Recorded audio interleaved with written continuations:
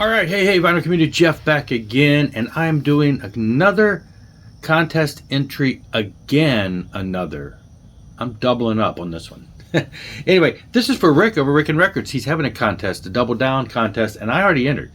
But he just threw out a second way to get a second entry into this He's doubling down on the double down. So you get to make a second video, or if you haven't made a video, you get just, do whichever video you'd like. So the original video will show a bunch of our doubles. Did that.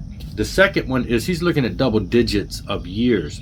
77, 88, 99, 2011. I had to stop for a second and say, wait a minute, aren't we missing some years there? There's no doubles in the 2010 era there. Before that. Anyway, 2011, 2022. 5 albums, each double digit years. So let's get into this. Make this short and sweet. I feel like I've shown this album 100 times in the past month. I don't know why it keeps coming up. Kiss Love Gun. He wanted to see what you might consider, some of your favorite, maybe your favorite album from the year. Didn't have a lot of albums in 77 when I was getting this, so this still is near and dear to my heart. 1977, probably the favorite album I have from that year. So we're gonna go with that. 1988 was tough. There are 100 excellent albums. I went with Saints, Too Late for Living. This album blew me away in 1988. It stayed on my turntable for a long time.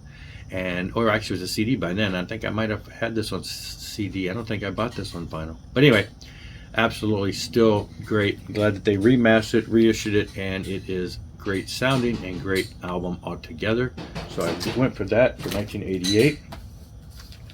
1999, we're stepping into Scenes from Memory from Dream Theater. This is probably, in my opinion, the album that put them on the map as far as just the giants of prog rock and metal that they are. This album has just got storyline, the intricate parts, the live concerts of these songs. They were just phenomenally played all the way through, and the band just has been stellar, ever since. But this, to me, is where it really came to a head. The previous albums to this were great, but it just, to me, took it to a whole new level on this album. So there's my 1999. It's hard to believe it's 1999. Wow, hard to believe it's been that many years. I remember enjoying this album.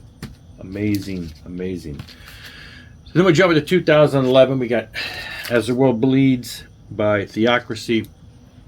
U.S. power metal, Georgia band, I believe, is where they were from. Started off as a one-man project doing pretty much everything, and then became an actual band and have been going ever since. Stellar stuff. They started in the 2000s, and this is their third album, if I'm not mistaken, I believe.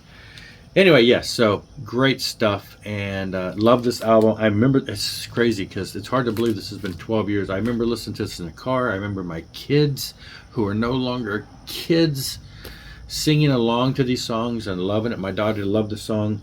Some of the songs on here, we used to sing them in the car, and now all of my kids, I Am is the classic here. It's 11 minutes long. It is just an amazing musical classic, and I remember the kids loving that. We put this on in the car on the way to driving around back when we had a lot of kids in the car, and I used to just torture them with my music all the time. This album went over quite well, and yeah, wow, 12 years ago. There you go, 2011. 2022 was tough. I actually was thinking about pulling the newest Saint album. That there were quite a bunch of decent albums in there, but I think the one that stuck with me or impressed me the most, who still comes to mind when I listen to this stuff, is The Final Chapter. They were an 80s band that put out some stuff that was decent. It got recently reissued on Dive Bomb Records, I guess, reissued their older stuff with bonus tracks, and it's aged okay. Then the band got back together, I guess because of the popularity and or success of that reissue of the old material. They got back together. I'm pretty sure this is like the original lineup, and I'm telling you, this album just blew me away. Just stellar, straightforward. U.S. what do they refer to it as?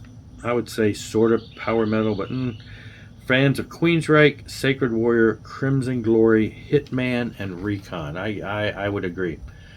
And the songwriting, the playing, it had so many stellar moments for me on it that I just fell in love with this album. So yeah, this is probably one of, So Let It Be Done's the name of the album, but anyways, one of the highlight top albums for 2022 in my opinion. So there you go.